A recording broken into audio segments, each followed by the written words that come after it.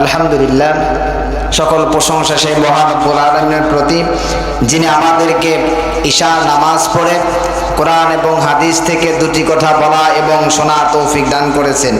সেই রবের প্রতি আমরা একবার শুকর আদায় করছি, সকলেই পড়ছি আলহামদুলিল্লাহ।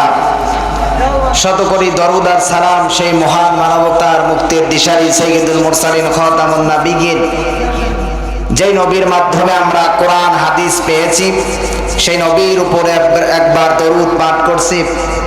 সকলে গলার আওয়াজ দিয়ে পড়ি সাল্লাল্লাহু আলাইহি ওয়াসাল্লাম। সম্মানিত মুসলিম কিরাম, আমরা শুধু ইবাদত করি, আমল করি, কিন্তু আমাদের ঈমান ঠিক আছে কিনা এদিকে আমরা তাকাই না। আমরা আমল করি ঠিক আছে, ইবাদত করি, কিন্তু আমাদের ঈমানটা মজবুত আছে কিনা এদিকে আমরা খেয়াল করি না। ঈমান কাকে বলে? যে জিনিসটা আমরা কখনো দেখি নাই, এটাকে বিশ্বাস করাকেই ঈমান বলে। একটা জেলে যখন মাছ ধরতে যায়, তার সাথে শুধুমাত্র দুইটা জিনিস থাকে। কয়টা জিনিস থাকে? যেরকম কয়টা জিনিস থাকে? দুইটা জিনিস থাকে। একটা হলো জাল, আর একটা হলো খলাই অথবা কুঠুর।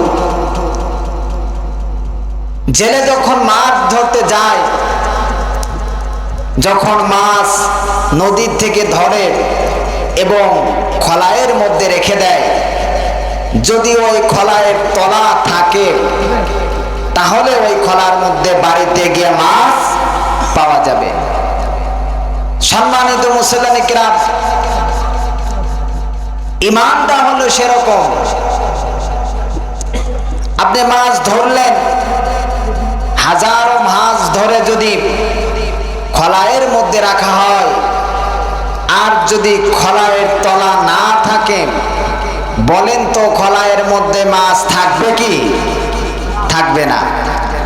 আর যদি খলাইটা মজবুত থাকে, ভালো থাকে, তাহলে প্রত্যেক খেয়ে যদি মাছ না ওঠে, একটা দুইটা উঠলে খলার মধ্যে রেখে দিলে বাড়িতে গিয়ে মাছ পাওয়া যাবে। ঈমানটাও সেরকম। আপনি আমল অল্প করেন, কিন্তু ঈমান মজবুত করতে হবে, ঠিক কিনা কন? আপনার ঈমান যদি মজবুত হয় আর আমল যদি কম হয়, তাহলে কিয়ামতের ময়দানে আপনার আমল খুঁজে পাওয়া যাবে। কিন্তু আপনার আমল বেশি কিন্তু ঈমান মজবুত নাই, হাজারো ইবাদত করলেন, কিন্তু কিয়ামতের ময়দানে আপনার আমল খুঁজে পাওয়া যাবে না। সম্মানিত ভাইরা,